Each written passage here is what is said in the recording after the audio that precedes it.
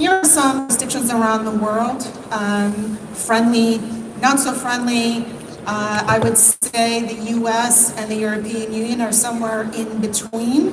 There are other jurisdictions that have taken the lead, especially island nations such as in the Caribbean, Gibraltar, Malta, Dubai to a certain extent, and Singapore. Okay, there is an international body called the Financial Action Task Force. It advises governments, suggests rules and regulations for uniformity, and that's one of the biggest challenges that we face globally is the lack of uniformity for companies in the blockchain industry.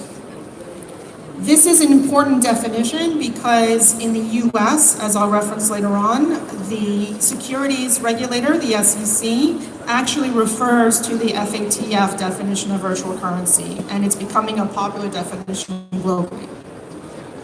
But note that it's distinguished from e-money and digital currency. Okay, that's an important distinction. Okay, let's see a show of hands. Are blockchain tokens regulated in the United States? Who says yes? Who says no? The answer is, boom.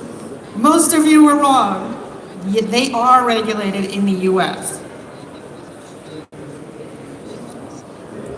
Okay, this is a very small font slide. This just gives you an idea of what some US states are regulating in this space. Now, most of you probably know this, but in the United States, we have a federal system, we have the federal government, and then we have each individual state having its own local government. So in a way, I suppose you could call it decentralized.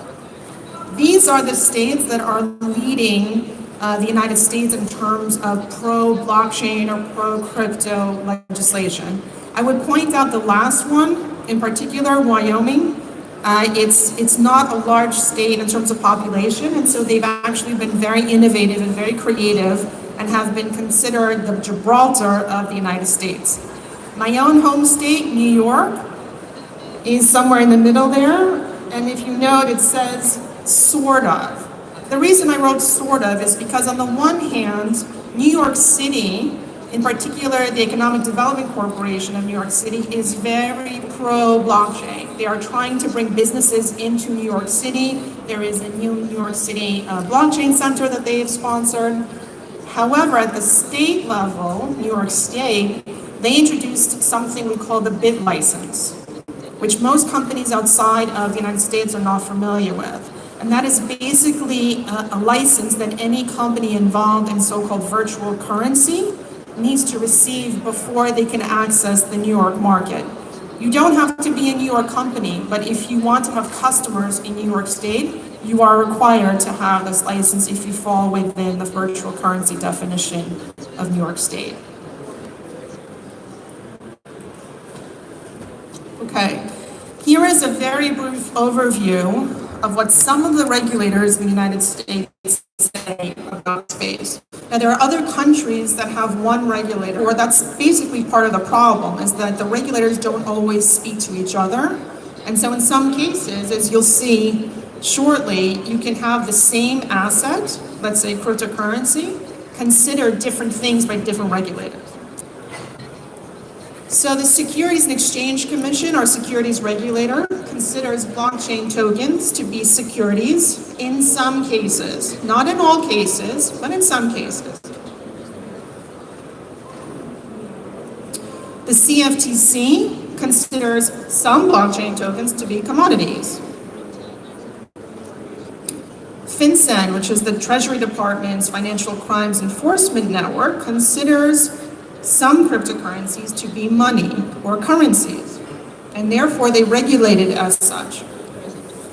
And finally, the US Tax Authority, the IRS, considers some blockchain tokens to be property. Which is it? This is why you have to hire a US lawyer. Here I've noted the sources. You can each download yourselves to have a look without having to hire a lawyer. Now, here's an interesting innovation at the federal level. There is something called the Congressional Blockchain Caucus, which is a group of members of Congress that are trying to promote education about blockchain within Congress. For those of you who have heard of Libra, one good thing to come out of it is that it has brought cryptocurrency to the forefront of Congress, and now they are much more interested in understanding the space. This is, to your right, is an interview I did with Congressman Warren Davidson from Ohio.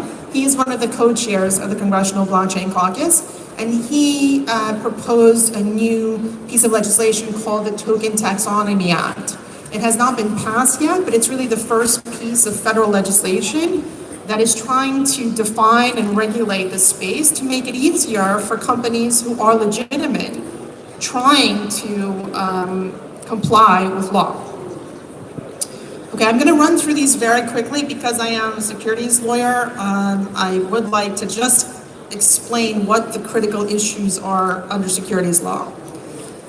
The basis of securities laws in the United States is the Securities Act of 1933, which was passed shortly after the Wall Street collapse in the 20s.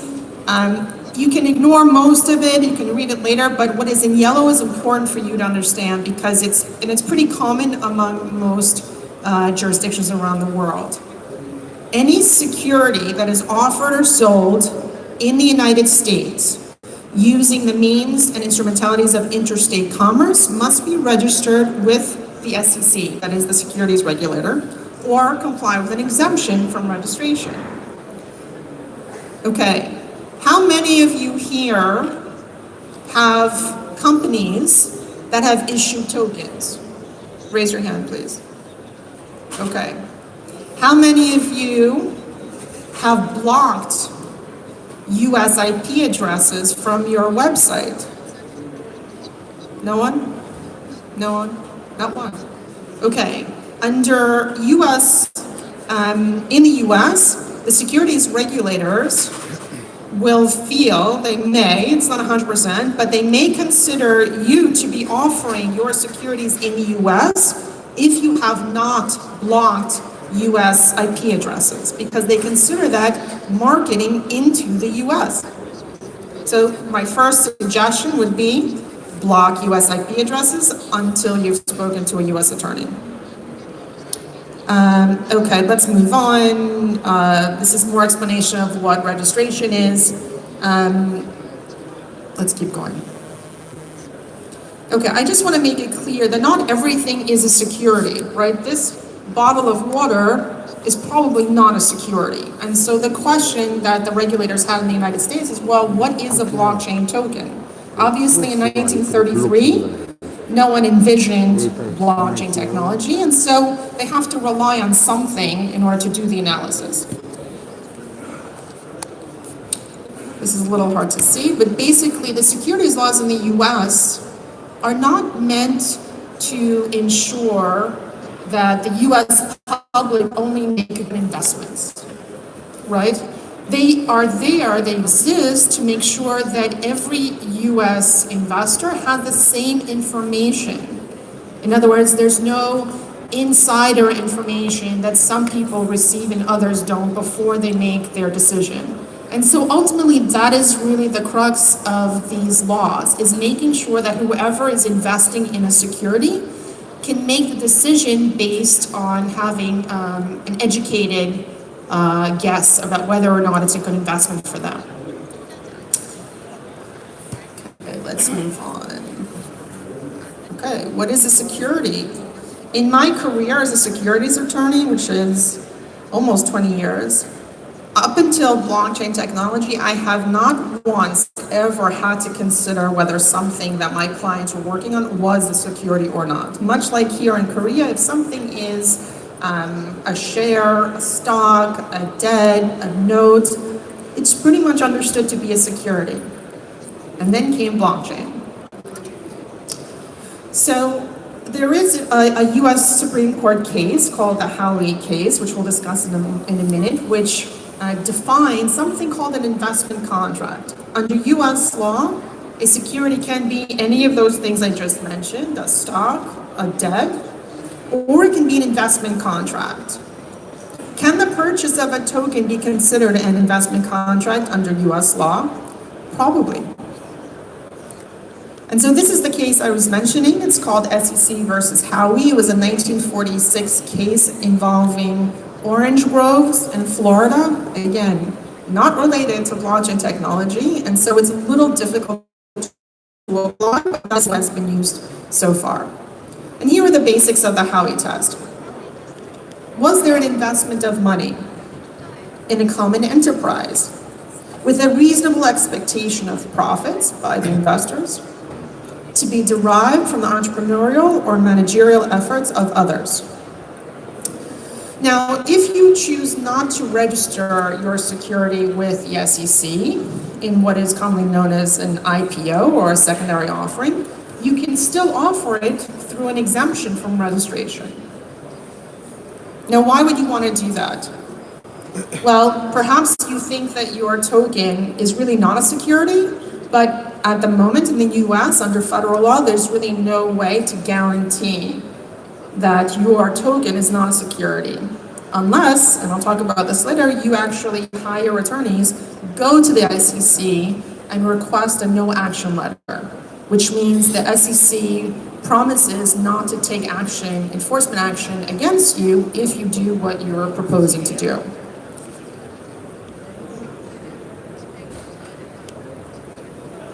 Now there is, obviously, as many of you know, there has been quite a transition from ICOs to STOs, IEOs, etc. And I think that is in part because of the lack of clarity in regulation. So calling something security is not a terrible thing. It just means that there are rules and regulations you need to follow. Again, if you want to access US investment capital, you must comply with US securities laws. Or, for those of you who know, this is a joke for anyone who watches Orange is the New Black on Netflix. Orange jumpsuits are what prisoners wear in federal prison. So if you don't look good in orange, talk to a lawyer before you get into trouble. Here are some common exemptions from registration. Regulation S. This is an offshore safe harbor for companies raising capital outside the US. Now, why should there be a regulation in the US about something that happens outside the US? As I mentioned earlier, if you are marketing, and that means having a website open to US IP addresses, that means speaking at conferences in the United States, that means giving webinars that are open to US IP addresses, you will be considered as marketing in the US and subject to US securities laws. However, if you follow the rules of Regulation S, which basically state that you must keep your securities outside the United States and prevent them from ever entering into the US, which is not so easy with a blockchain token, look at Regulation S as a possible exemption. Some of the others are Regulation A or A+, which is basically a mini IPO, but it has a cap of $20 million under A, Tier 1, or $50 million cap under A+ or Tier 2. Regulation D is very common, was very common into 2018 for ICOs that were trying to be compliant, but it was a private placement only to accredited investors. The benefit here was that it did not require approval by the SEC. There's simply a form that you file called Form D with the SEC. There is also Regulation CF, or crowdfunding. It's also a public offering. It's not limited to accredited investors, but the cap is very low. It's $1.07 million, and so that doesn't work for everyone. And finally, there is another rule which most people don't really discuss or think about. It's Rule 701, which covers issuing securities or tokens to your own employees. That in itself could be an offer of securities if you don't follow the rules. So that is to employees, consultants, and other advisors. Regulation D I spoke about briefly. It's a private placement, as I mentioned. Let's move on because we're running out of time. Okay. Okay, now let's talk about specifically security laws or regulation involving virtual currencies. This is some early guidance that the SEC has given. As you see, most of it related to scams, Ponzi schemes, unlawful promotion of ICOs by celebrities, etc. The major guidance that the SEC issued was in July 2017, when it issued what was called the Dow report.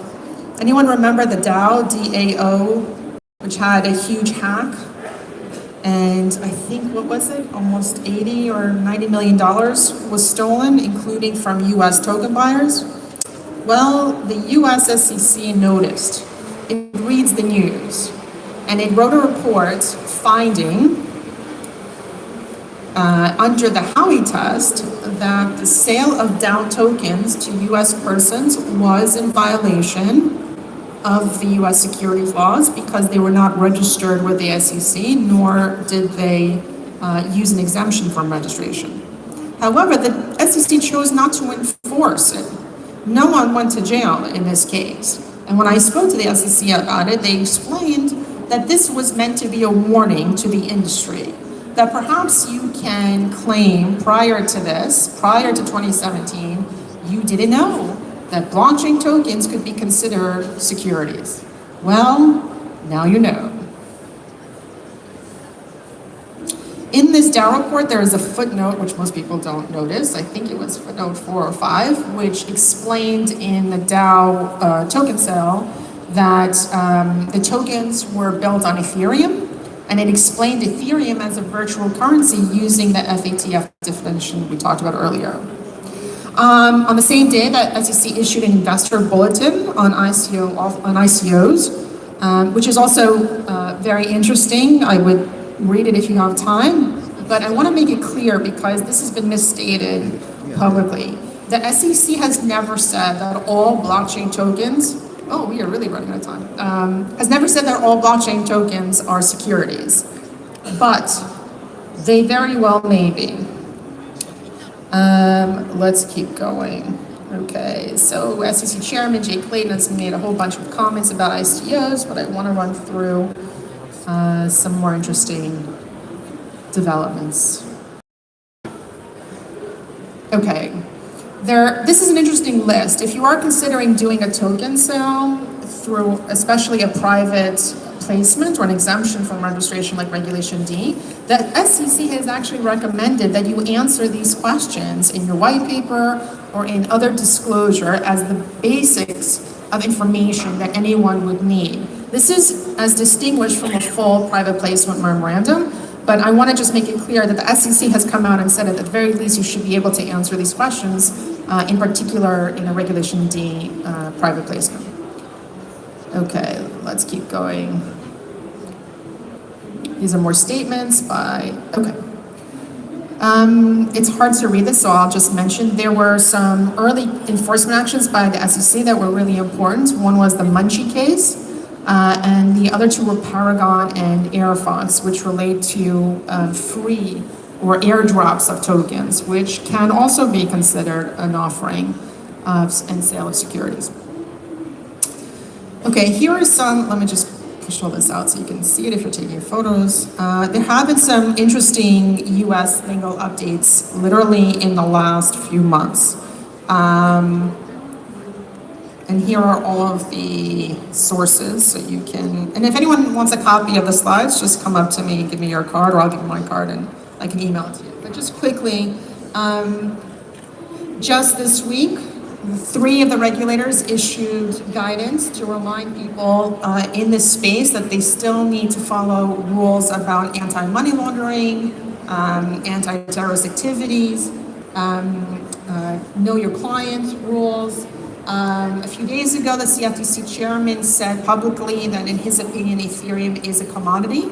Previously, the CFTC has said that Bitcoin is a commodity. The IRS, the tax authority, has issued a lot of guidance, which is really important. And for those of you who remember the EOS, yes?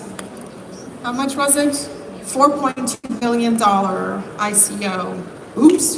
The SEC decided it was an unregistered offering of securities and it had to pay $24 million in civil penalties.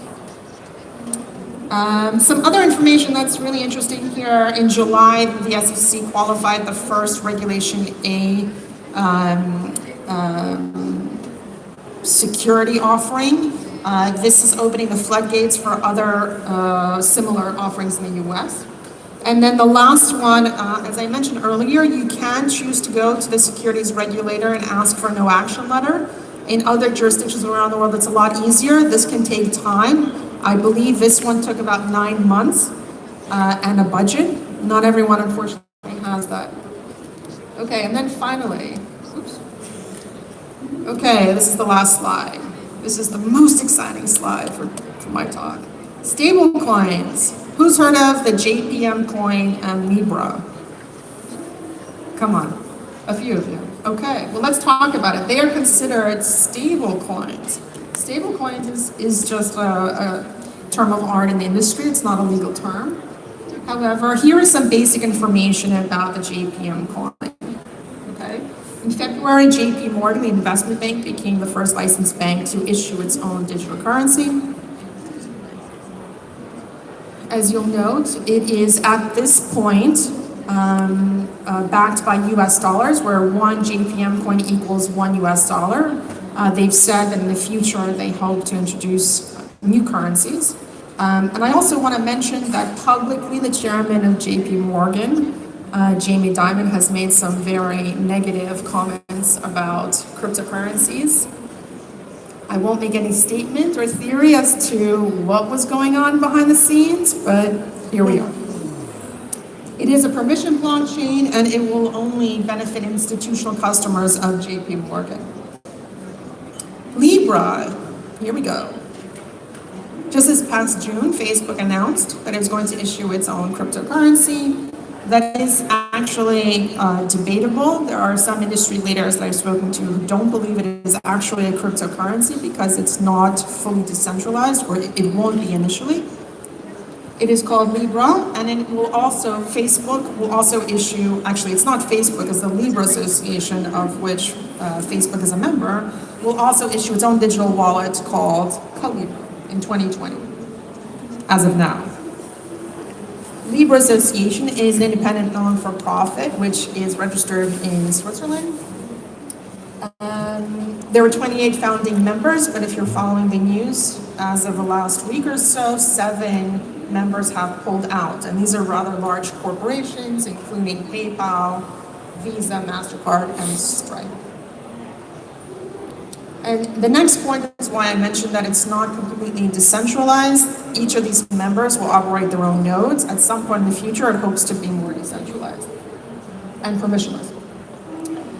So the last comment here is actually interesting, is that the benefit of Libra, as I mentioned earlier, is that it really triggered an avalanche of comments in the US Congress, primarily among people who had never heard of blockchain and cryptocurrency or didn't really understand it beyond the scams or the darknet.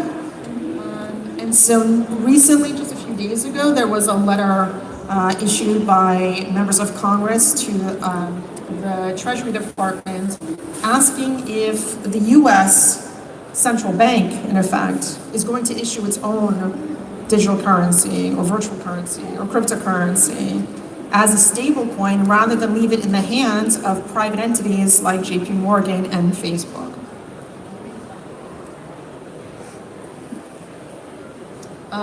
Just to note, as of now, the Libra Association has agreed not to launch Libra until it gets regulatory approval. I don't know when or if that'll happen. Okay. Here are some more websites that work, some non-for-profits, and the last one again is where, which I mentioned, a non-profit for real estate. If anyone's interested, for representing South Korea, please sign up.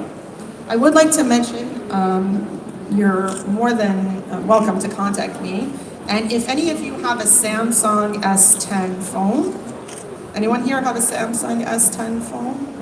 Okay, one of my clients called Limpo, L-Y-M-P-O, is part of Samsung's health app. And so starting yesterday, there is a challenge. You can go onto your health app, or you can download Limpo if you have a different kind of phone, and you can earn tokens for fitness. So with that, thank you very much. I'll be around the next couple of days, happy to answer questions. Thank you for your wonderful speech.